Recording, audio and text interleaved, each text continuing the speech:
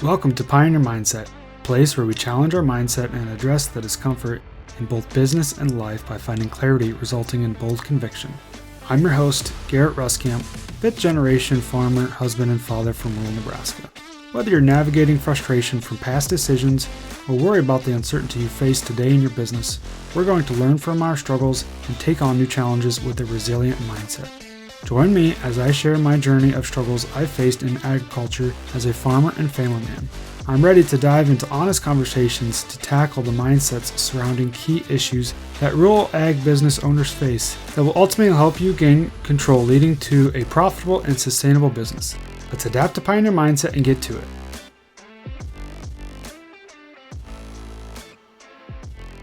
All right, welcome back everyone to this week's episode of Pioneer Mindset. Really excited for another guest episode. Going to welcome Logan Hanks to the podcast.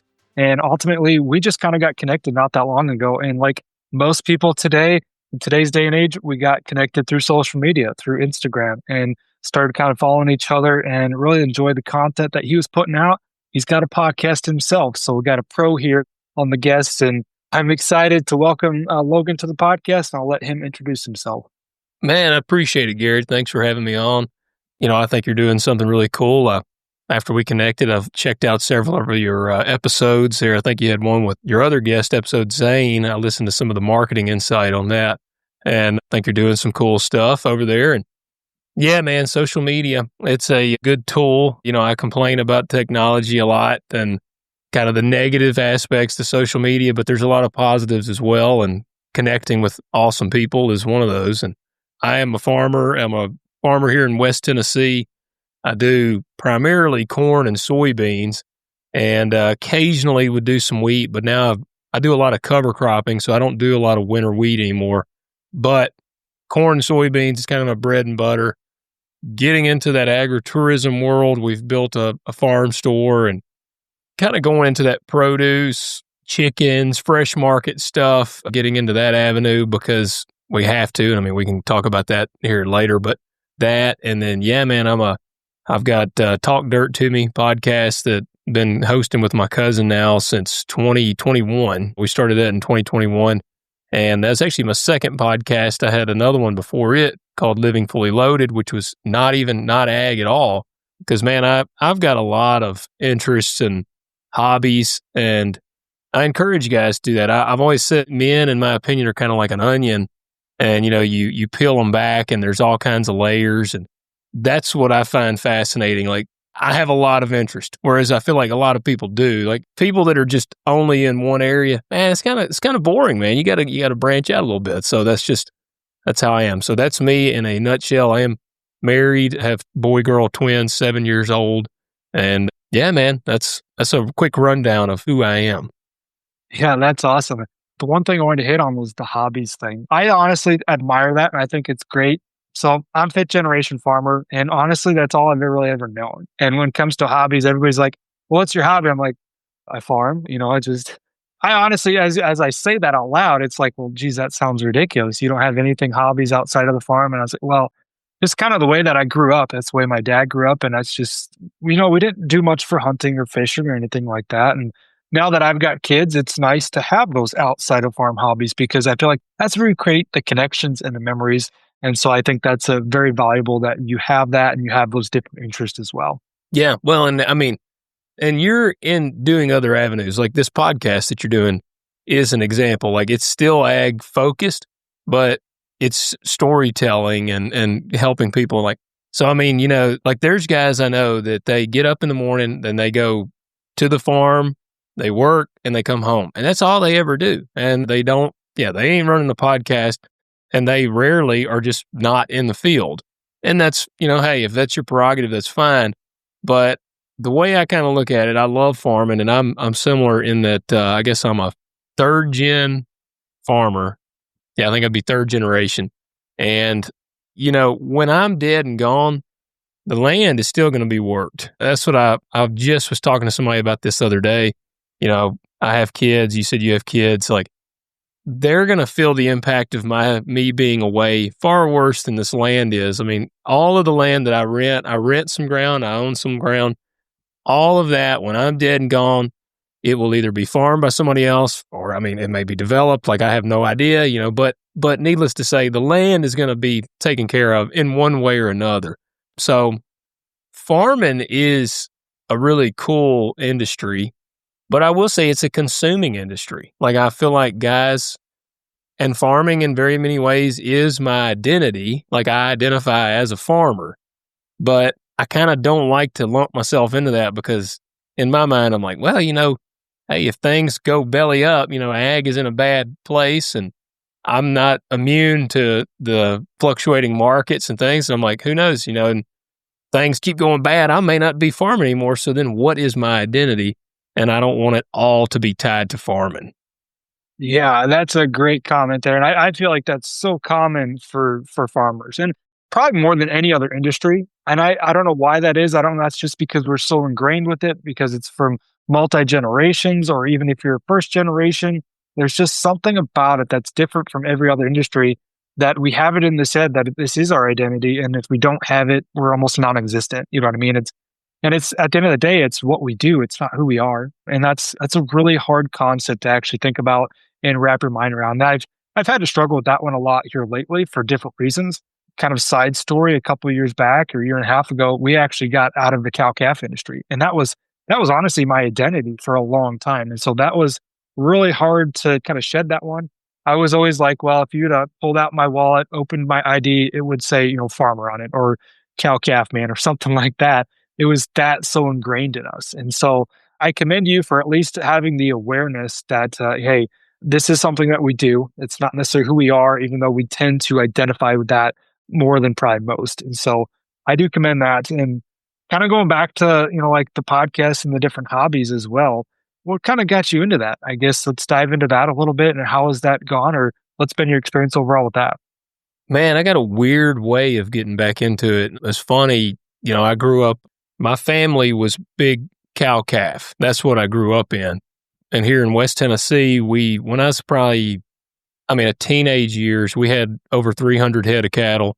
And in our area, that was a lot. I know you hear of places out west, they got thousands or whatever, but we were running 300 plus head of cattle. And so we also did our own hay. So I grew up when I was younger, chunking hay bales and doing all those things, and hated every minute of it when I was out there doing that. And years went by, we started to ease into the row crop sector. And man, I'm grateful for my upbringing, because it kept me out of a lot of trouble, because I was working all the time. I had a lot of buddies and go and hang out with my buddies. And usually I would have to leave when it got pretty late, because I had to get up and work the next morning. And I would miss out on all the trouble most of the time. I'm not going to say I never got into trouble, but, I missed out on a lot of the trouble because I was already home because I had to work. And I resented that whenever I was a teenager. And because I used to tell people, I've told people this all the time, if you asked me at 18 years old, man, what do you want to be when you grow up? I would have said, I don't know, but I don't want to be a farmer. Like, I knew that was not what I wanted to be.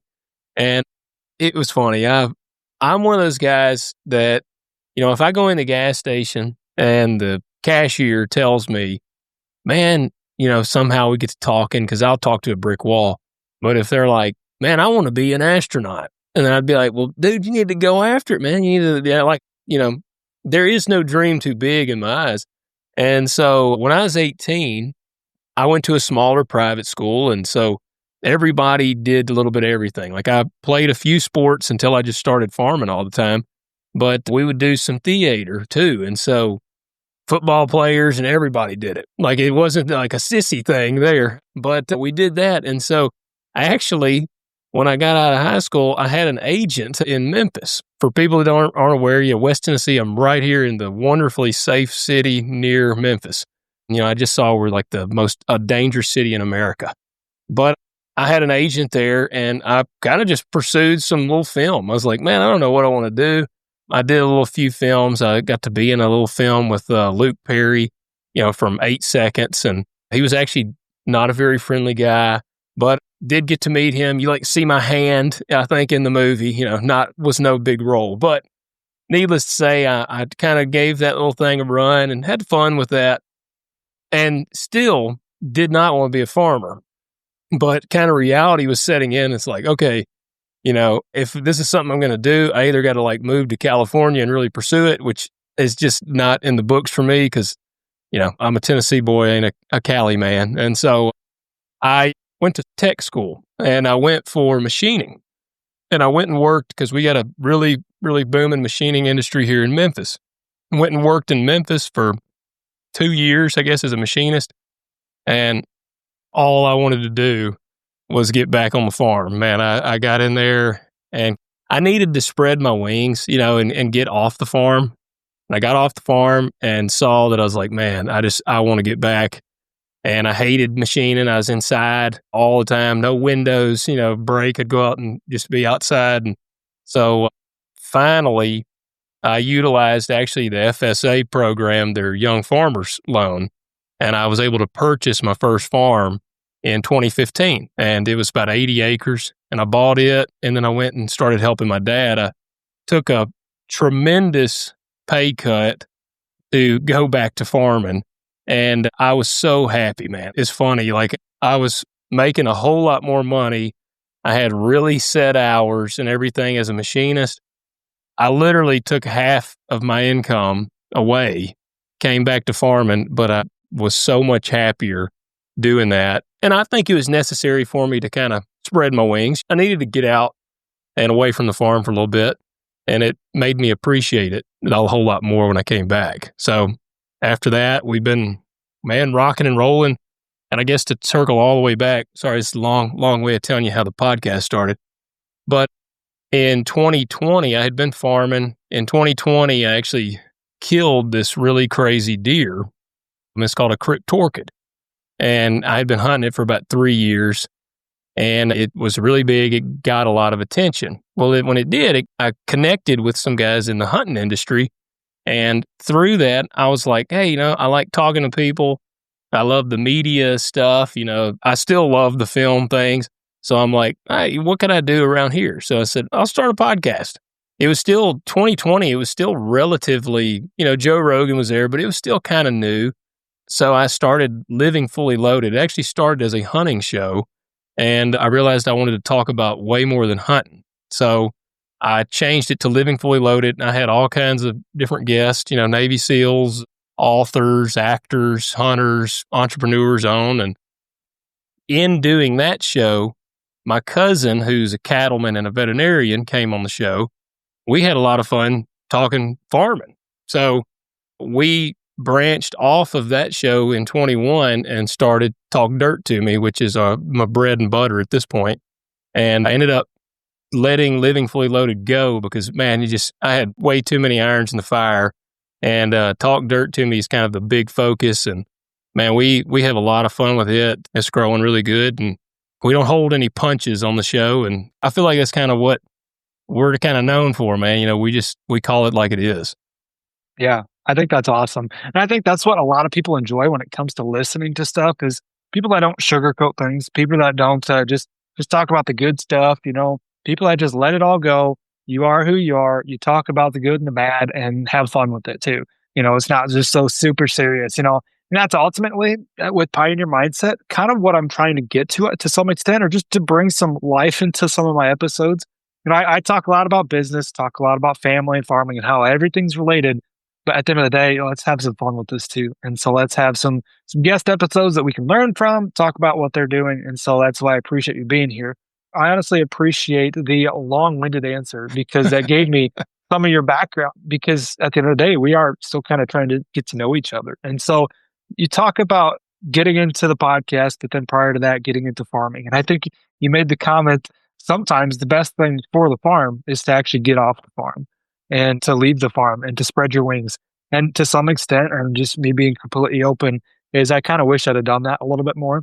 I went to tech school too, went for diesel technology, moved back home a mile away from my parents, and I've been here ever since. And there's a lot of pride I have in that, but being those that kind of went out and spread their wings, maybe did a harvest crew, went out west and worked on a ranch, or just did something else for a year or two, I feel like you gain a lot of insight. And then at the end of the day, like you said, you find out what you're truly passionate about if you're not, immersed in it. So all of a sudden you kind of came back to the farm. So Tell me about that a little bit more. What that was like, kind of coming back to the farm. What was your roles like? You said you bought a farm. How'd you get into it? Kind of take me through that if you could. Yeah. So this is something I've had people ask a lot about because it is a huge hurdle to purchase a farm. And I will say it's a lot more difficult now than it was in 2015 because in 2015, I had been machining for 2 years. I did not have any money. I made good money, but I didn't have a built up savings. And I just got married. Me and my wife got married in in January of 2015. I bought this farm in April. So we get married in January. Welcome to the family, honey. Here's what we're doing. Yes. And it's funny. She comes from a family of no debt. Like her family is very money conscious and like, we don't want debt, great retirement and planning and all this. And she marries a guy that goes back into farming, which I basically just live in debt. And so in 2015, I guess it started in 2014. I knew I wanted to get back to the farm. Like that's all I thought about all the time. I used to fantasize about quitting my job while I was at my job all the time. And, I told my dad, because he was running his operation, which he's not a huge operation. And he had an older guy helping him. So he was like, man, I'm not going to be able to afford to like pay you what you need to be making. And so my wife is a nurse. She has a great job. And when we got married, it kind of was like, okay, I can take this pay cut and we'll be all right. But obviously with the vision of growing the operation. And so there was a farm for sale in our town. And I throw this out there because this is some really key advice I try to give people when it comes to buying land. There was a farm for sale and they were asking, I can't remember the price at the time, but it was a pretty steep price. And it wasn't a spectacular farm, but it was 81 acres. And it was like multiple pieces of it that joined. So you kind of had the potential of, all right, I can buy this 81. I may have the opportunity to buy this other part and this other part as the years go. So my dad and I sat down because I'm green. I don't know much about it. And I said, what kind of offer could I make? And I had already gone to FSA, which is Farm Service Agency, and they had the Young Farmer Loan. I filled out the application. You had to have like a 3-year background on ag, which I had. So I got approved and it was up to $600,000. I don't know if that's changed, but it would go up to $600,000. So this 81 acre farm, we call the realtor, we come up with a number. It was a really low ball offer. Like my dad was like, this is your first farm you're trying to make an offer on, just go low, make them a low offer. He's like, you don't even really care if you get this one. So I made a real low offer. The realtor laughed. When we called him, he laughed and he said, man, there ain't no way they're going to take this. And we were like, well, that's all I can do. So, just let us know. 2 days later, he calls back and he says, well, you bought a farm. And they accepted the offer. So I bought it. It didn't use even half of the money that I had available. So the next year or year after, I was actually able to buy the next 40 acres to it. And then like the third year, I utilized Farm Credit's Growing Forward program and I purchased the last part. So I actually ended up owning about 150 or 160 acres in one block. And all of them I got cheap because I just made low offers. People are scared to make a low offer. And I understand, like you don't want to offend the person. But when I'm dealing with a realtor, they're just the middleman. So I don't mind, like it's easier to make a low offer to a realtor than like directly to the person. And I also tell people, don't just call them and say, hey, I'll give you $3,000 an acre. Make the total sum. Like, because, if I call a guy and I said, man, I'll give you $3,000 an acre, or I'll give you $600,000, it's the exact same amount of money. Like if it was 200 acres and you offered him 3,000, it's something about that 600,000, that bigger number sounds more enticing. And if you're approved, go ahead and get a legitimate offer on paper that you can be like, hey, I want to send you this offer. And all those things just kind of puts a little more urgency, I guess, on the seller because they're like, man, here it is. Like I've got a firm offer right here that if I sign, there's $600,000 in the bank. So I always kind of urge guys to do that. But when I came back to the farm, I started spraying. I pretty much became the primary sprayer guy. And again, taking a whole lot less money, but I had my 81 acres. And so what money I made on that was supplemental income. I didn't have any equipment yet. That's where I'm fortunate. I know that I'm fortunate there. Like, I was able to utilize my dad's equipment. And for about 2 years, I didn't have any equipment. Well, then I bought a planter because I was using one of his tractors. And what I did just over the years, I would purchase equipment as I needed it. And now, at this point, about 2 or 3 years ago, I went fully independent. I guess it's probably been 3 years ago. I had the equipment that I needed. And so I just broke off entirely on my own. And, it's funny, I did that. And now 2 years now, we've been in like terrible ag economy. So it's been absolutely kicking my butt.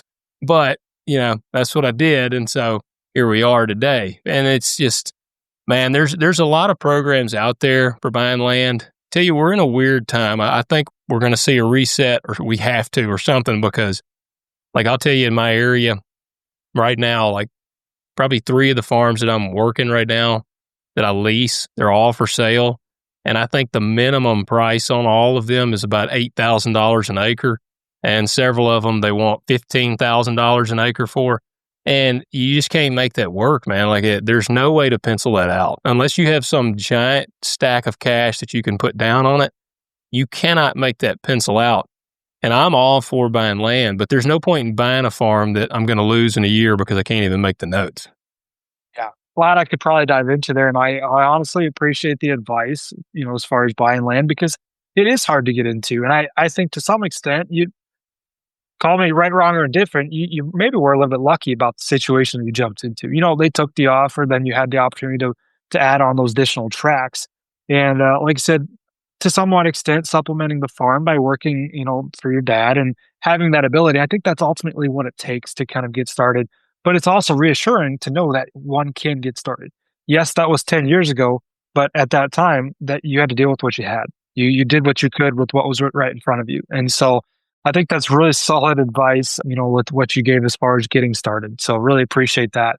And, as we kind of come full circle to today, and you talk about the difficult couple of years, so kind of a little bit a side story for me is I kind of similar to where I was working for my dad. I have not been able to purchase any ground yet, but back in 2021 is when I rented my first piece of ground. And I picked that up. And that year was up here in the Midwest anyways, we had the best year ever. That's when we still had, $6.5, $7 corn. Oh, we yeah. had 250 bushel that year on corn. And it was phenomenal, like just raking it in, right? And that was my first year on my own, technically. Still managed my dad's operation and whatnot, so I saw all the numbers. But I'm like, I'm probably never going to have a good year as my first year. It's just all downhill from here, right? And so it's interesting that you bring that up. The years that you kind of decide to go on your own, all of a sudden you're, I don't want to say kicked in the teeth, but presented with challenges right away. Which, when I look back, and I think most people can kind of agree, if we're going to go through challenges, let's do it when we're younger. Let's do it at this time in our career so we can, one, have the time and the ability to work back or, kind of dig ourselves back out of this. But also, we can absorb this to some extent more. We can come up with different opportunities to get creative. And that's also kind of what I wanted to dive into is I had listened to it was a while back, the episode that you had with your cousin on Talk Dirt. And it was back at the end of the year. And you guys were talking about 2025 and looking at how to make it through this hard time. And that was a really good episode, I thought. So kind of talk about today's situation. What are you seeing? What are you doing? How are you planning on trying to get through the last couple of years that have been kind of tough for you? Man, we're in a really tough situation. And I think a lot of guys probably underestimate kind of where we're at in ag. And it's just such a volatile time. Like, our markets, and there's a lot going on. And, I know people have mixed feelings on the tariffs thing and stuff, but the one thing about it that I see on a lot of that is it has the potential to drastically shift the markets one way or another. Could be good, could be bad. So definitely watching that pretty closely. And I do utilize a variety of marketing things through, like, I deal with Cargill largely in our area. And they have a lot of different things. I use their Pacer program, which it books throughout the season. It books a little bit for you because, like I said, man, I do have my iron in a lot of fires. So I get a text message from all my local granaries every day of all the prices. I get several a day. and I'm watching that. But the nice thing with Pacer is there's no emotion involved in it. It's just at this certain time of the day, it's going to book just a little bit of grain. It does it over time. And historically, it beats if I were to market myself. And so I utilize different marketing programs for starters. And the other thing that I really harp on is diversification on the farm. And that's, man, I really just believe that's honestly at this point, I don't know how you survive without diversity. I own 2 different pieces of property at this point, farm ground, and that straps me pretty hard. Like I will add that caveat to owning land. The land payments are more than what I would be paying to rent the farm. And it has strapped me pretty heavily from being able to afford certain things. But at the same time, I work about close to 1,400 acres this year myself. And so I've got to have the equipment to efficiently handle that. And so I'm also pretty burdened with equipment. So I'm pretty loaded. And when I was running different scenarios for 2025, I was like, all right, if I get rid of this, get rid of that. And even if I shucked some of the equipment, honestly, my profit margins didn't look that great. So the cash flow was still really difficult. And then I would have slit my throat from an efficiency standpoint. And so the first thing I'm doing is I'm just rolling the dice. Like I've told guys, hey, you're a farmer, you're a gambler. There's no way around it. And the second thing is diversity. Like I said, we've got the farm store, and I am leaning really hard into that this year. We've got a lot of chickens. That's what yesterday, it's been too wet to be in the field. I've been building chicken coops. So we're going to increase our eggs. We make sauerkraut. We make beef tallow, like the lotion tallow, getting into a lot more of that. We're going to put in a corn maze and bring people in agritourism. So, I've got pretty lofty financial goals for the farm store there and all of that, and the podcast. Our podcast has grown enough where we are sponsored, and we're kind of increasing that as well. And I'm always looking, my brain is always running all the time. And I'm always trying to think, like, what is something else that I can do to earn a buck and to make this work better? And so, man, that's at the end of the day, you got to risk it for the biscuit. That's kind of my life motto. And that's just the way that I feel about it.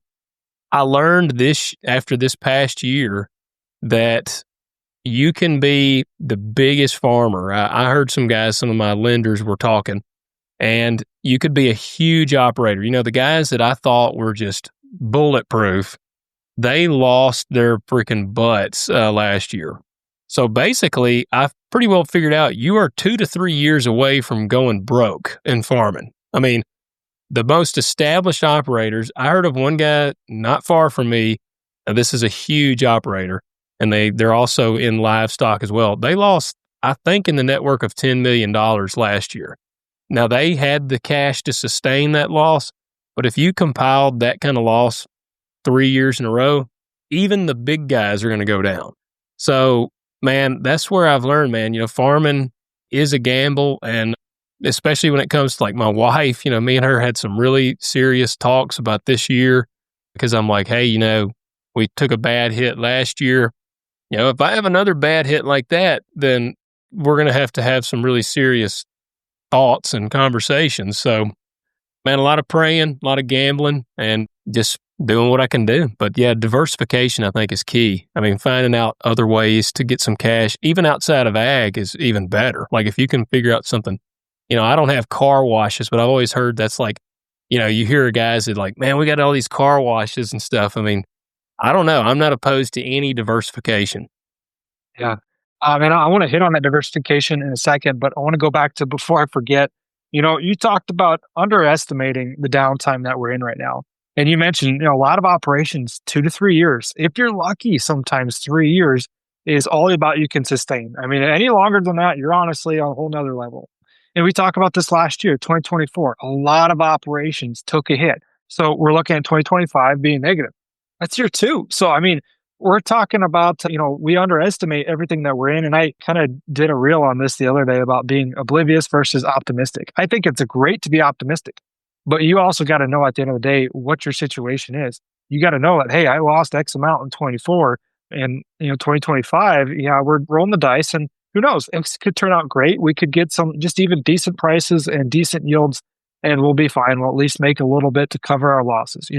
So who knows how this year is going to turn out? But I think at the end of the day, we got to be mindful of our situation. And the one thing I want to hit on real quick when it comes to the big farmers that you mentioned, I had a lot of conversations with people that you always think those big farmers that everything looks great. Perspective is everything, right? And you think, well, they're bulletproof. Well, at the end of the day, I've had a lot of conversations with big farmers that, from a mindset standpoint, from a financial standpoint, they're in the same shoes as everybody else. They don't know their numbers. They don't know their situation. They don't know how many years they have yet to farm. I throw that out there for people to, I don't know if it's necessarily a bone to feel better, but at the end of the day, just know that perspective's everything. And just because everything looks great on the outside, it doesn't mean on the inside that they're just rolling all this dough. So throw that out there to keep in mind. Yeah, and I totally agree. And that's, I heard a statistic, me and my crop insurance man were talking, and I think, at least in our area, and this may be nationwide, it was about $150 an acre loss last year, is what most guys saw. And I'm pretty sure that was nationwide. It may have been $153 or something weird, but, that's pretty bad. And that's where you think, like, man, we got some guys in our area, and you probably have them too, but like, all right, we've got some huge farmers around here. We got one dude works probably close to 27,000 acres. If he lost $153 an acre, that's $4 million that he lost on there. Now, again, I don't know for sure, but that's just off the average. So I have my thoughts on big farmers. I have mixed feelings sometimes in there because some of them are great. And I know some of them that will, man, I said they're the same guys that you go to the local farm bureau meeting and they'll come up and they'll shake your hand and be like, man, we're glad to have young guys like you in ag. And then the next day they're calling my landlord for my 50-acre farm trying to rent it out from under me. And so, I've got mixed feelings there, but there is no security. And that's kind of what I drive home. Like even crop insurance, you can have phenomenal crop insurance, but if you're farming off of crop insurance, you're not going to be in the game for very long because you don't make a profit off of crop insurance. Like it's to try to keep your head above water. And most of us probably have 70% coverage. Like you said, most people don't even know their numbers. And so when their crop insurance guy talks to them, they may just do a 70% coverage because that's kind of the the low base end. Man, if you look at your yields, you look at 70% coverage, most of the time that is not going to pull your head above water. So you're taking a loss there. And, I know now they're talking about payments and this and that. And we just had the ECAP payment come through. And I know people have mixed feelings on that. But I'm going to tell you, that is not on beans, for example, $29 or $30 an acre.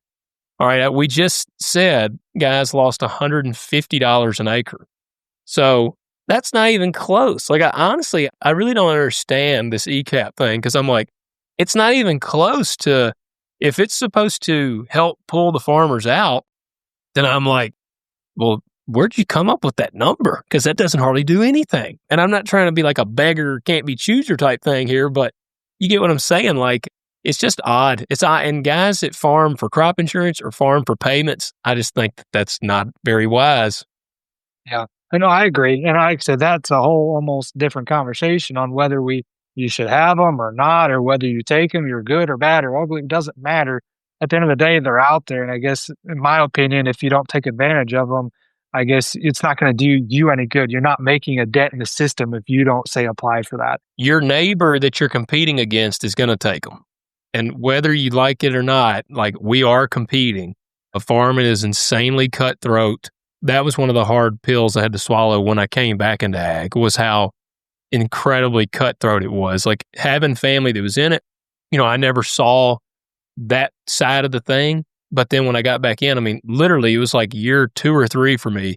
I was working 200 acres total. That was my whole operation. And the story about the Farm Bureau thing's 100% true. I had a guy in there and he was like, man, we sure are glad to have you young guys in here.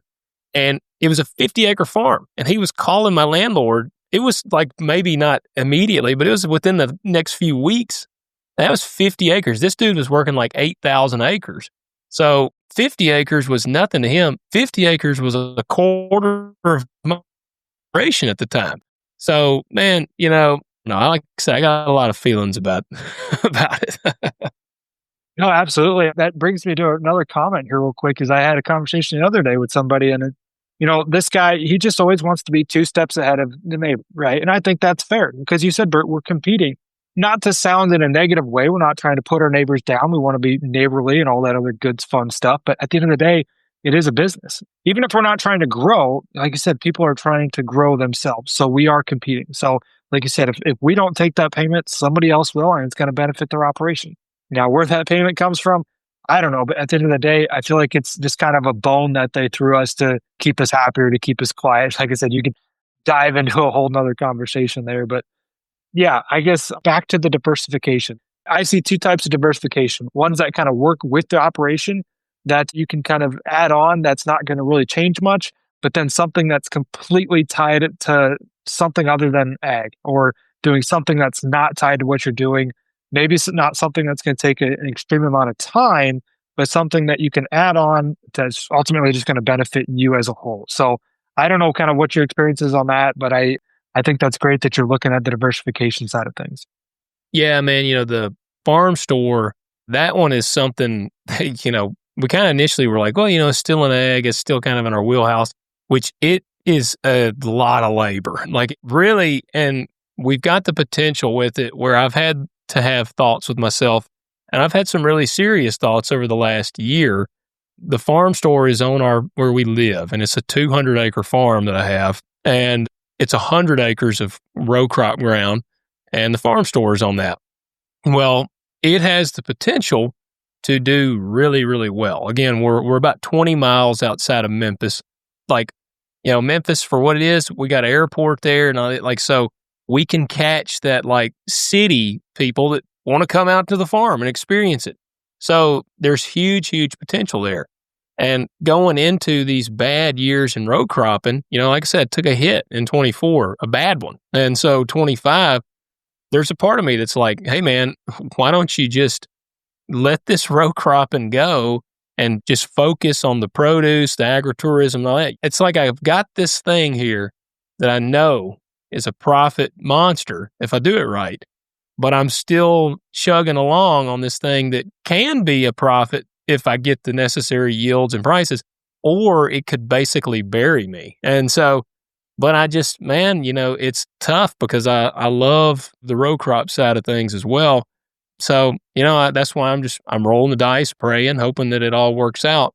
But that's the nice thing with the podcast is that's one avenue where we're like, okay, one, that's the life I know. I know ag. That's what I've been in all my life. My cousin's the same way, and we can go in it. Now, if somebody asked me like, man, I want to get rich, I'm going to start a podcast, I would be like, that's a bad plan because podcasting is a marathon. Like it's a very slow game. I mean, again, we started it in 21.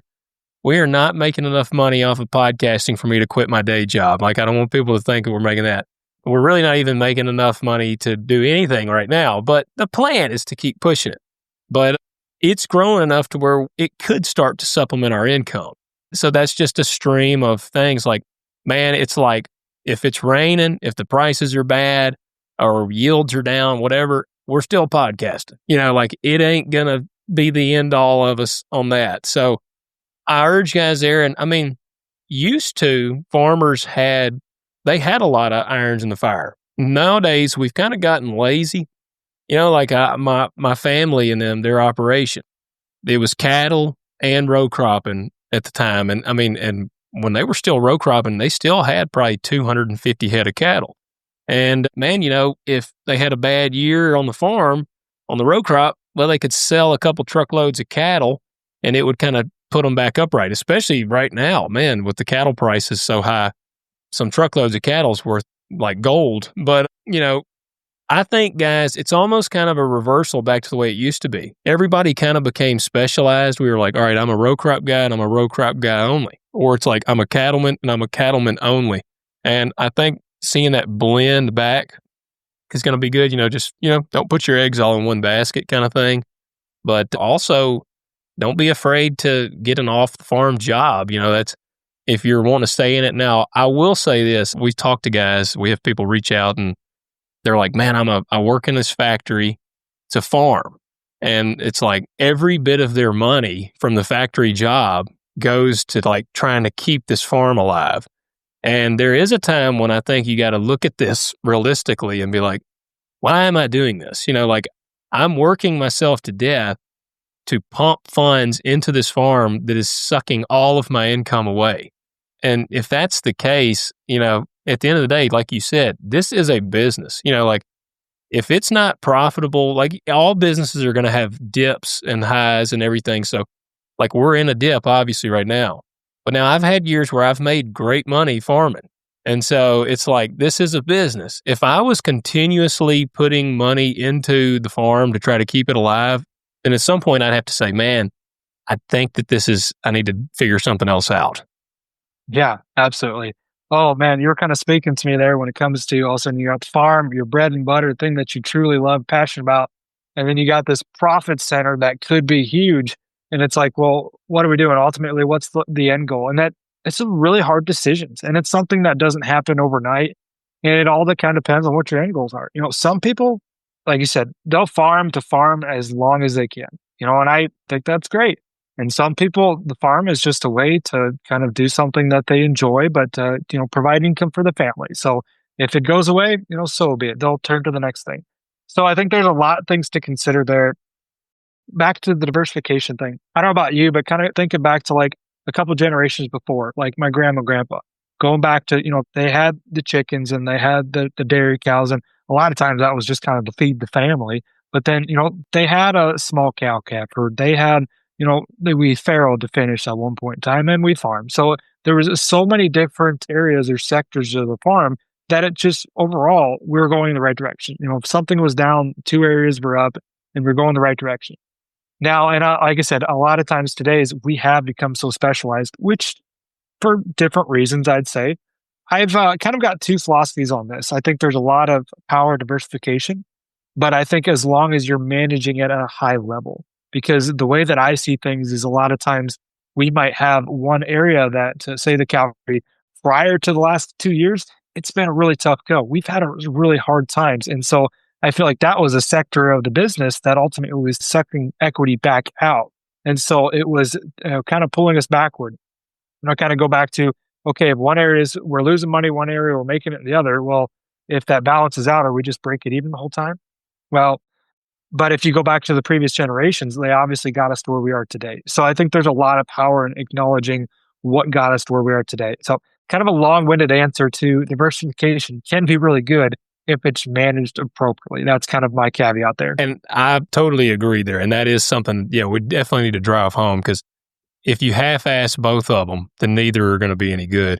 And, I think about it, the way I relate that, there's a burger shop that used to be here in town.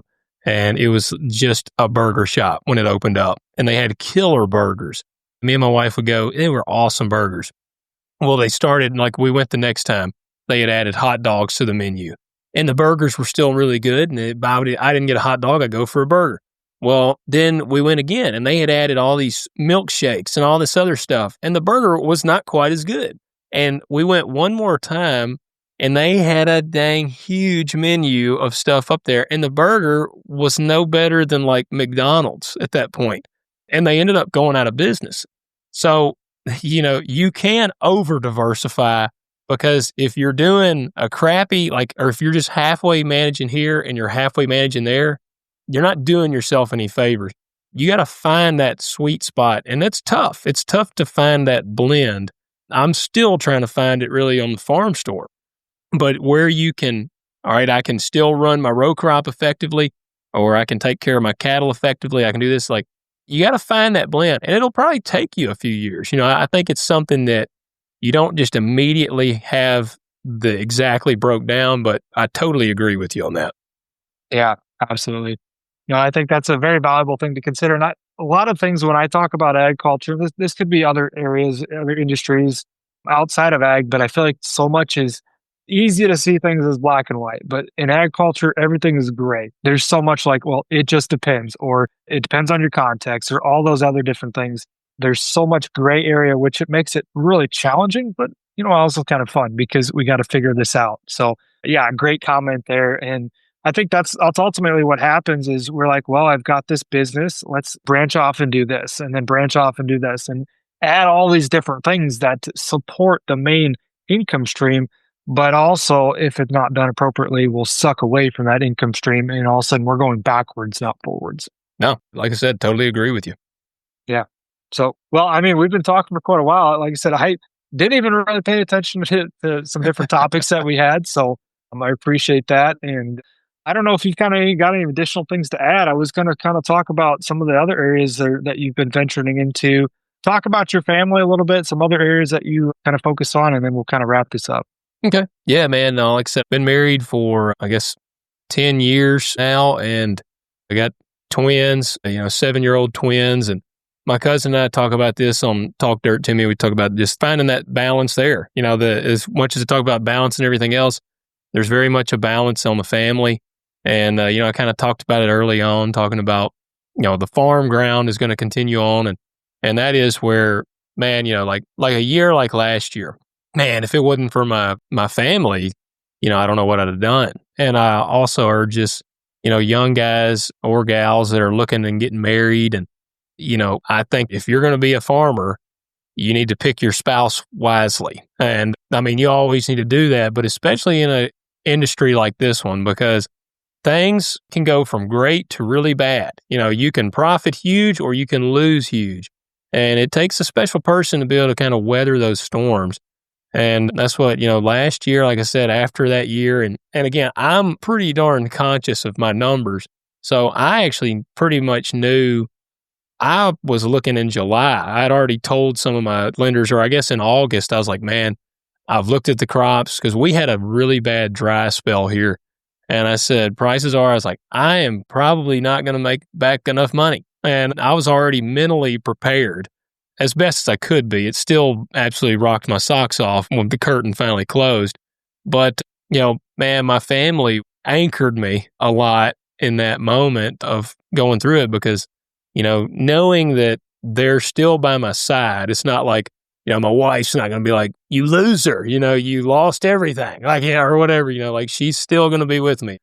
If I'm driving a R-Series tractor or putting around in a little beat up truck and got nothing else, she's still going to be there by my side.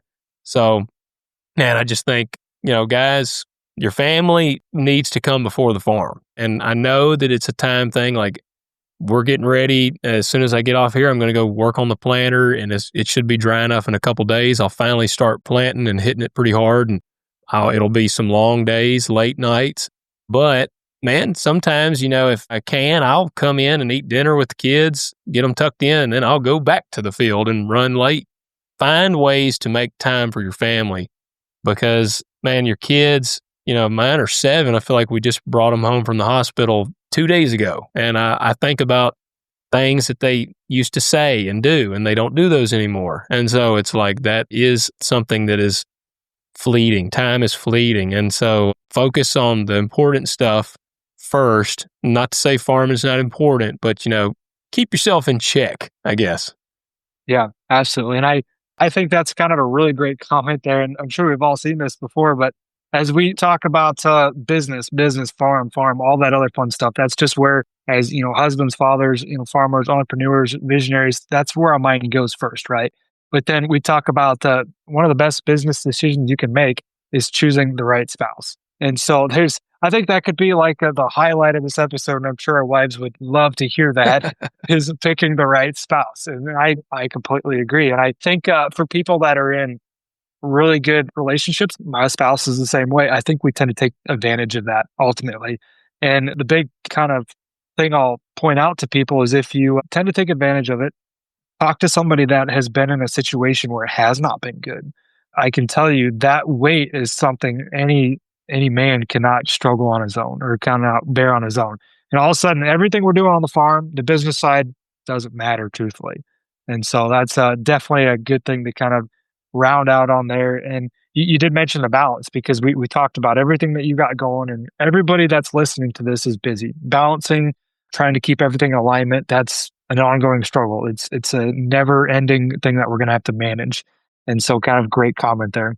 Appreciate it, man. I mean, like you said, man, that's life is a balancing act, and you just got to keep everything in order of what's important and what can wait. I mean, I feel like all of us knew the kid who you never even knew his dad, in school because he never was anything. My kids are 7. They're young, but I still like, if we're out walking around or talking, I'm like, what do you want to be when you get older? And my daughter, she wants to be a nurse, just like her mom. And Levi, my son, he wants to be a farmer, is what he says. Like, I'm going to be a farmer. And I've told him, like, son, if you want to be a farmer, that's great. If you don't want to be a farmer, that's great. I'm not going to force that on you because, dude, like, you go into dark places when things are bad. And it's like, I don't know if I want my kids, to be in that. But man, I'm a dad before I'm a farmer, and I'm a husband before I'm a farmer. And, because like I said, man, in one day you could lose that all. And having that base of a family there, that's what's going to carry you much more. Your family and your faith are 2 incredibly important elements. Like, you can plant the seed the perfect depth. You can have the best seed treatment on it.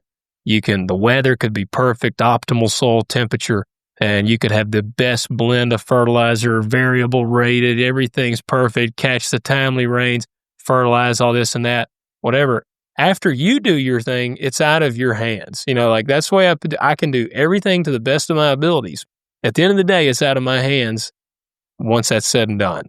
And so, faith and family, I think you got to keep those well before farming. Absolutely. That can be hard to keep in mind at the end of the day because we get so wrapped up in everything that we're doing. And I think it's a constant reminder. And if you can keep that in the forefront, I think you're going to be better off. And honestly, you talk about going backwards taking a step back to being 2 steps ahead of the neighbor, and we're always in competition. It might not seem like it, but by getting your priorities straight, focusing on your faith and your family first, it's ultimately going to bleed into your business. And you will be 2 steps ahead of that neighbor. You will be better off. And so I think that's a great comment there. One thing else I was going to add, kind of my perspective when it comes to balance. We throw around this word balance all the time. Well, whether that's the right word to use, because as we all know, balance is not perfect. It's never completely balanced. I talk about alignment, but when it comes to balance, I think about balancing the relationships with your family. And how I like to see this is everybody knows what it's like to kind of manage your account, right? Your checking account. So think of it as balancing your account. Well, when you first start out, you need to put a deposit in, right? So you need to have money in that account. Well, as we go throughout the year, things happen to where all of a sudden we take out some money, right? So all of a sudden we take a withdrawal out. Well, at the end of the day, we want to keep that account positive. Regardless of what it is, we need to keep it positive. So as I go throughout the busy seasons, maybe prior to that, maybe try to put some deposits in, spend some time with some family, do some things ahead of time so we can put that deposit in, have that account pretty high. Because we all know as we get through the busy season, we're going to take withdrawals. We're going to be gone. We're not going to make all their events, or things are going to happen to where we avoid the wife's text and keep working or something like that. And so we're going to take withdrawals. But maybe when it's all said and done, we need to kind of put that deposit back in. Ultimately, keep that balance, that bank account balance, as I like to see it, family bank account balance, positive. And that's ultimately what we're trying to do. So that's kind of how I see things in my mind, or how I try to relate to things. But yeah, really great comment there. Yeah, I think that's a good way to look at it for sure. Yeah, absolutely. Well, we covered a lot today, and I really appreciate all of your insights. Dropped a lot of value in this week's episode. And I didn't even cover some different things that I wanted to, and that's fine because I really hope we get the opportunity to do this again in the future. I appreciate you taking the time today. I know things are going to get busy for you guys. And by the time this episode comes out, we're going to be at the heart of everything. So it'd be really good for people to listen to on the go, in the tractor, in the truck, or wherever they're at. So any closing comments for Logan, and ultimately tell people where they can find you and get in touch? Yeah, man. And yeah, hopefully I didn't ramble too much on here for you, but yeah, I'm on Instagram. It's kind of my bread and butter. That's where I like to hang out a lot of times, and that's just at lo.hanks. I keep things pretty simple, just lo.hanks. And we got our Talk Dirt to Me, I think it's Talk Dirt Podcast on Instagram is what it is, and go to our website, talkdirtpodcast.com, and kind of see what we're up to. That's kind of where I'm at most of the time. And man, all I can say and hope for is that, we're blessed this year. I just pray every year. I'm like, God, just bless me with another year to keep doing what I like to do. And that's, I hope, the same for everybody else. I hope that God just puts his hands on us this year and guides us through this season. And hey, everything is going to work out. I believe it will. And like I said, don't be oblivious, kind of have an idea of your numbers at least. I heard horror stories of guys thinking that they were good last year and thought they had paid out, and then they get a bill for $400,000 from a chemical company that they forgot about. And so don't be those guys. Watch your numbers, diversify, love your family. Man, that's kind of all I got. Wow, I think that's great. Great kind of way to end that. But yeah, please do go check out their podcasts. I'm sure you can find it on all platforms. Check out his Instagram. Really appreciate all the content that he's putting out and being kind of an advocate and just literally sharing your stories. So I appreciate that. And I'm sure we'll catch you guys next time, but that's all we got for today. So we'll close this out and we'll catch you next time. Thanks for tagging along with me today as we sharpened our mindsets. If you've gained insight from today's episode, be sure to take a screenshot to share or send this episode to somebody who might also find value in it. For more, follow me on Instagram at Garrett Ruskamp or on Facebook, and join me next time for more conviction through clarity.